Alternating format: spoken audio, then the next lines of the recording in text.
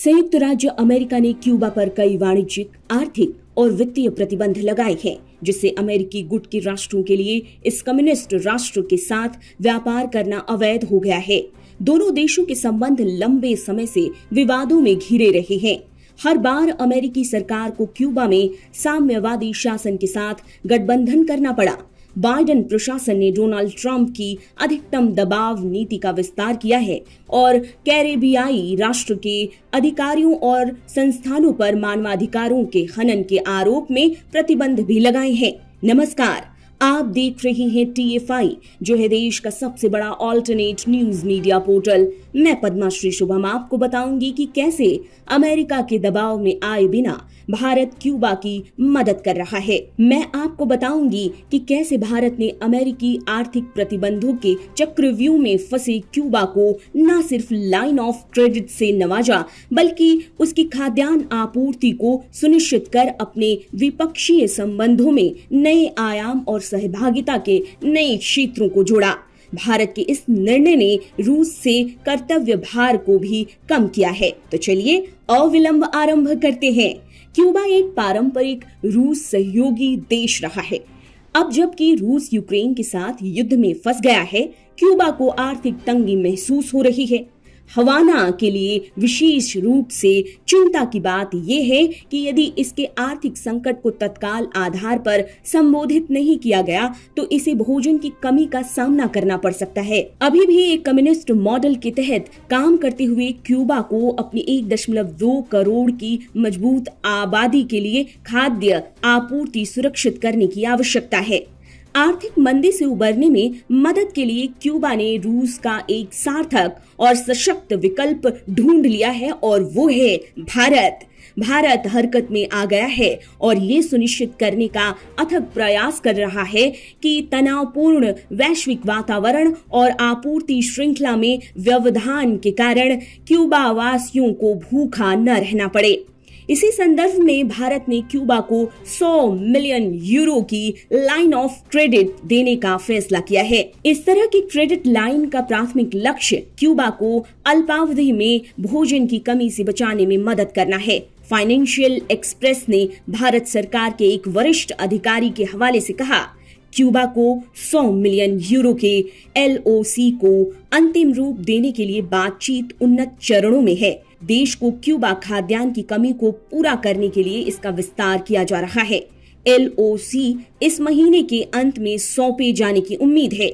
एक बार अंतिम रूप दिए जाने के बाद लाइन ऑफ क्रेडिट भारत को क्यूबा के खाद्यान्न और अन्य खाद्य वस्तुओं का निर्यात करने में सक्षम बनाएगी। हाल ही में भारत ने सौर पैनलों की स्थापना में मदद के लिए क्यूबा को $75 मिलियन की लाइन ऑफ क्रेडिट भी दी थी।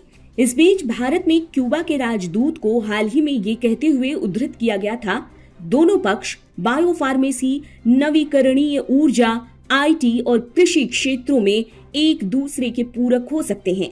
हम भारतीय ट्रैक्टर आयात करना चाहते हैं। हम खाद्य प्रसंस्करण उद्योग में और अधिक भारतीय निवेश करना चाहेंगे। क्यूबा अब 60 से अधिक वर्षों से संयुक्त राज्य अमेरिका द्वारा आर्थिक नाकेबंदी के अधीन है। नाकाबंदी ने क्यूबा की अर्थव्यवस्था को पंगु बना दिया है।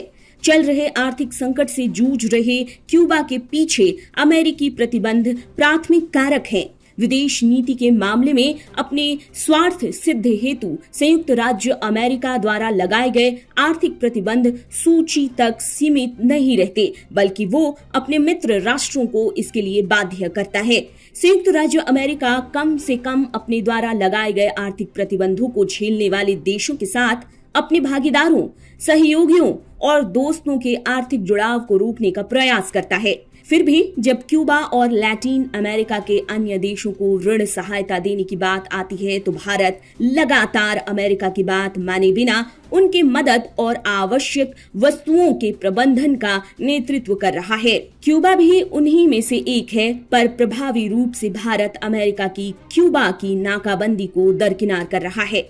अब भारत में क्यूबा के राजदूत मारियल ने क्यूबा के स्पेशल इकोनॉमिक जोन में निवेश करने के लिए नई दिल्ली को भी बुलाया है, जिसे उन्होंने न केवल लैटिन अमेरिका बल्कि कैरिबियन राष्ट्रों में भारत के निवेश के लिए प्रवेश द्वार के रूप में वर्णित किया है। अब सवाल ये उठता है कि जो बाइडेन अब क्या करेंगे।